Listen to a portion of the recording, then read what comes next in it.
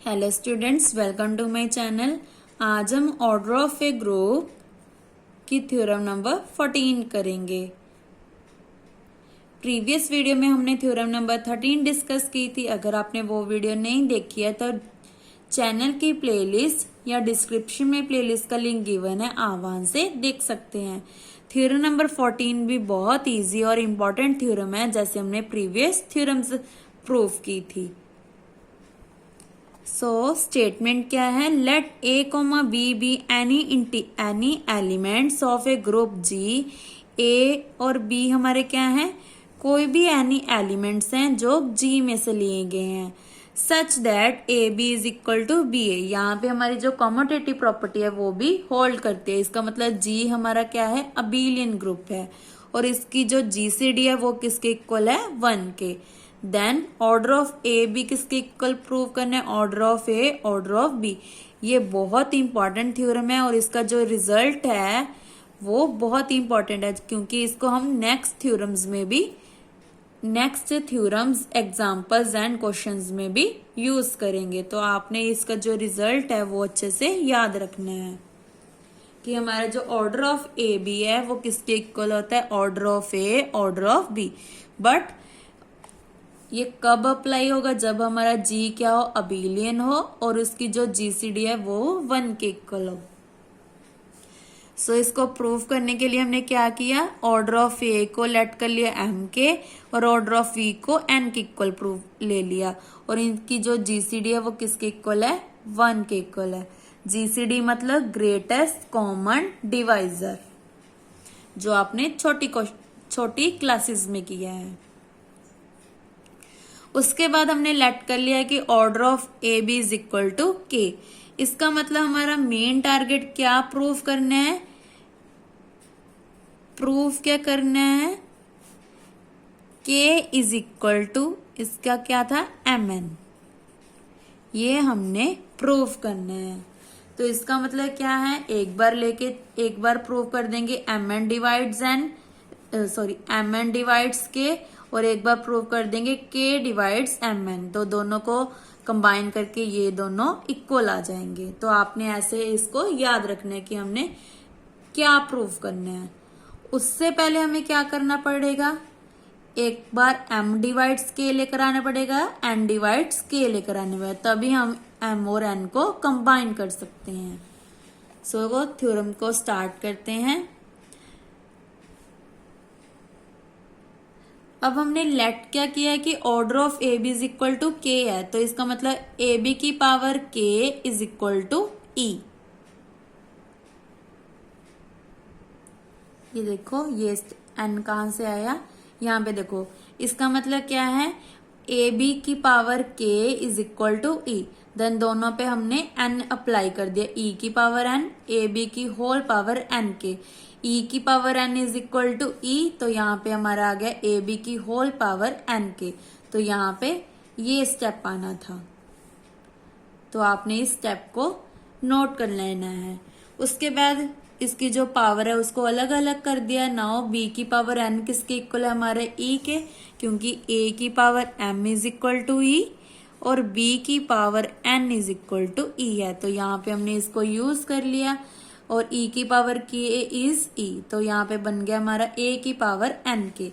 But हम लेके क्या चले थे? यहाँ पे हम लिखेंगे but order of a is equal to m. तो यहाँ पे क्या हो गया? एम डिवाइड्स एन के, जैसे हमने प्रीवियस थ्योरम्स की थी।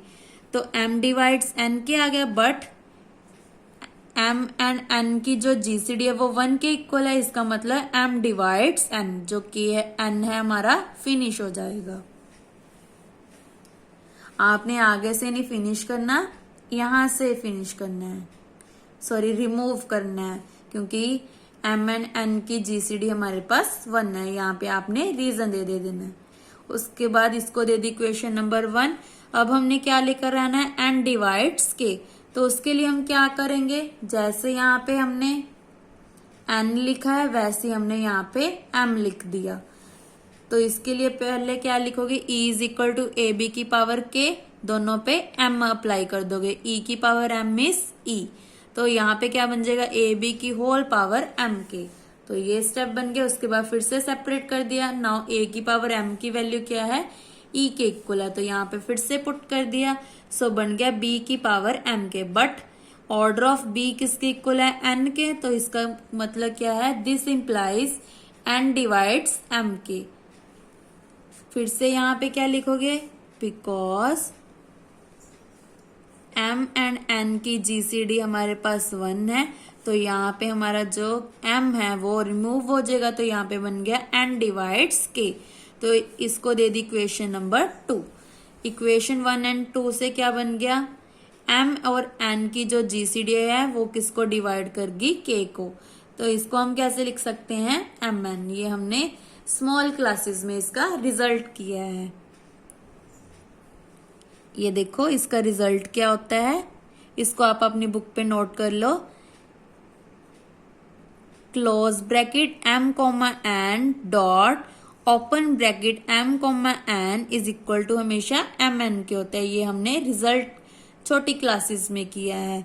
उसके बाद अब हमें गिवन है कि m एंड n की जो जीसीडी है वो 1 के इक्वल है, तो यहाँ पे पुट कर दी। तो यहाँ पे हमारा फॉर्मूला क्या बन गया, m close bracket of m comma n is equal to mn। तो यहाँ पे हमने पुट कर दिया। तो इसको आपने अपनी बुक पे नोट कर लेना है। और जो ये क्लोज ब्रैकेट है इसको हम बोलते हैं LCM, लीस्ट कॉमन मल्टीपल। और जो ये ओपन ब्रैकेट है इसको हम बोलते हैं GCD।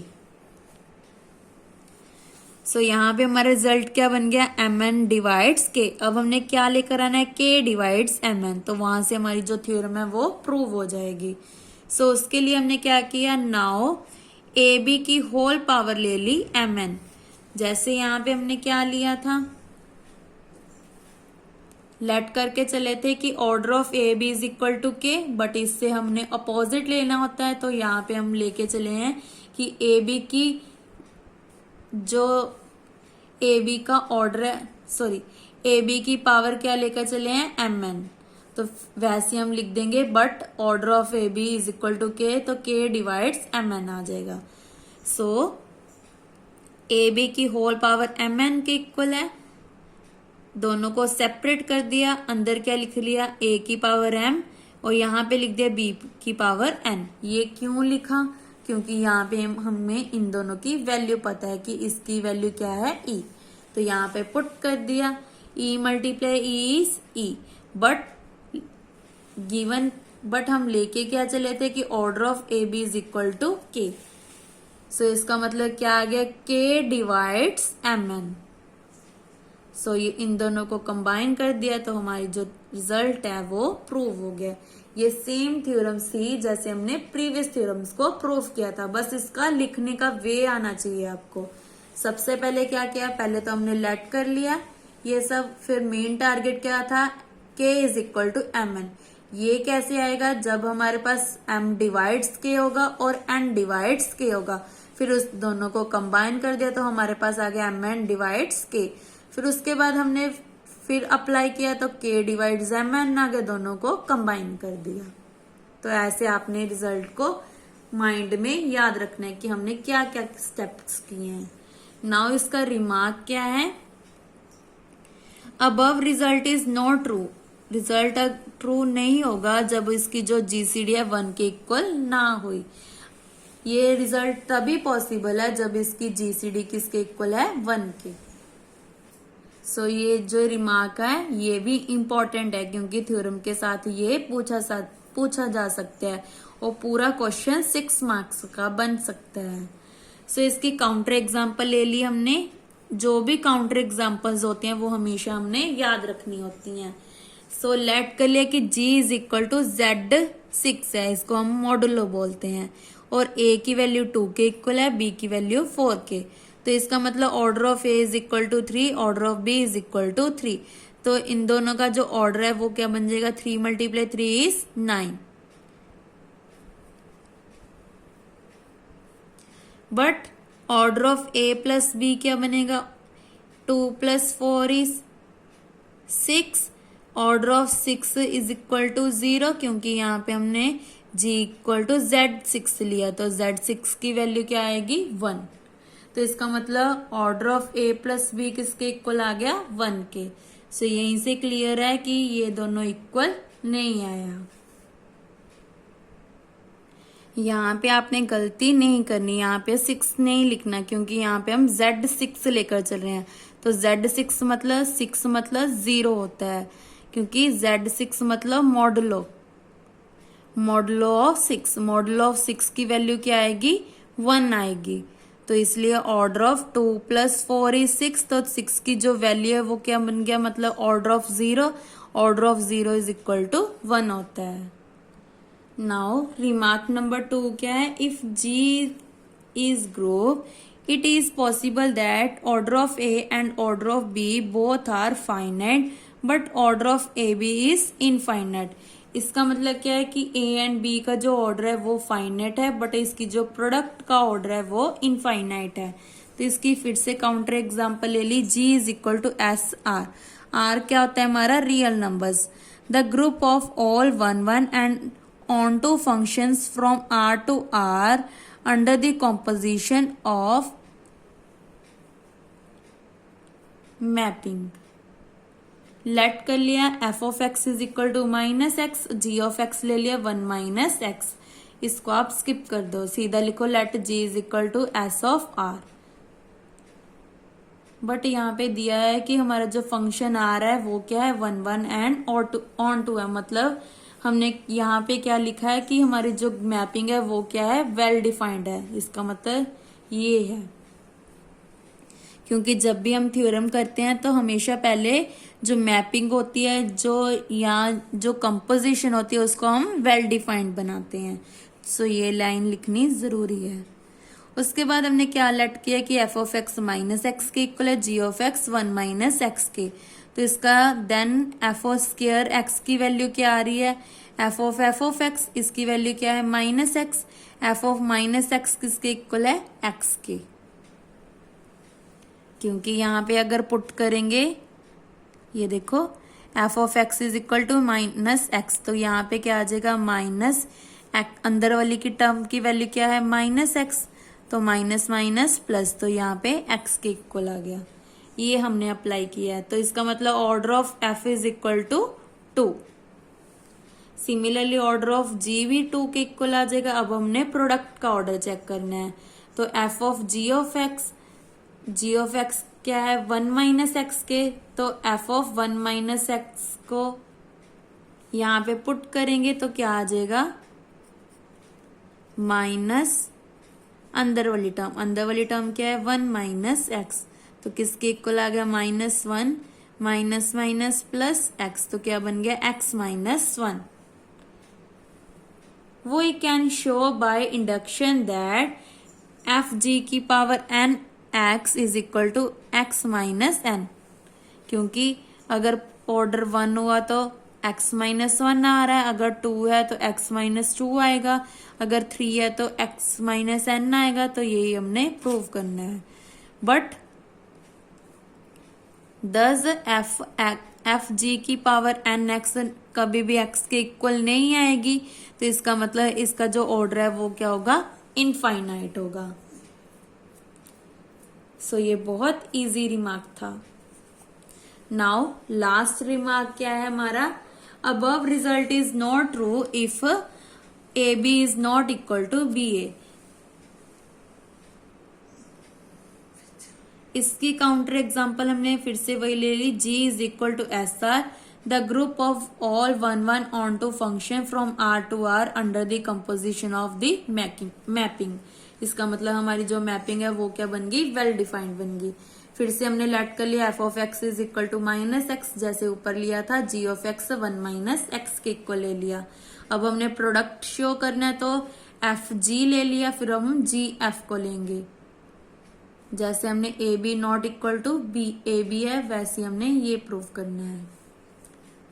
सो यहाँ पे हमने अनदर फंक्शन ले लिए fg(x), तो इस यहाँ पे हम क्या लिख सकते हैं f of g of x, इसकी वैल्यू क्या है 1 - x। फिर से अप्लाई किया तो क्या आ गया x - 1। सेम स्टेप्स लिखे यहाँ पे हमने। सिमिलरली यहाँ पे अप्लाई कर दिया एफ ऑफ एक्स की वैल्यू क्या है -x। नाउ यहाँ पे अप्लाई करेंगे 1 माइनस एक्स की जगह क्या आ जाएगा -x, माइनस माइनस प्लस तो 1 प्लस एक्स। क्लियर है कि दोनों इक्वल नहीं है। इसका मतलब क्या है order of f is equal to 2, order of g is equal to 2। ये देखो but order of f g is infinite.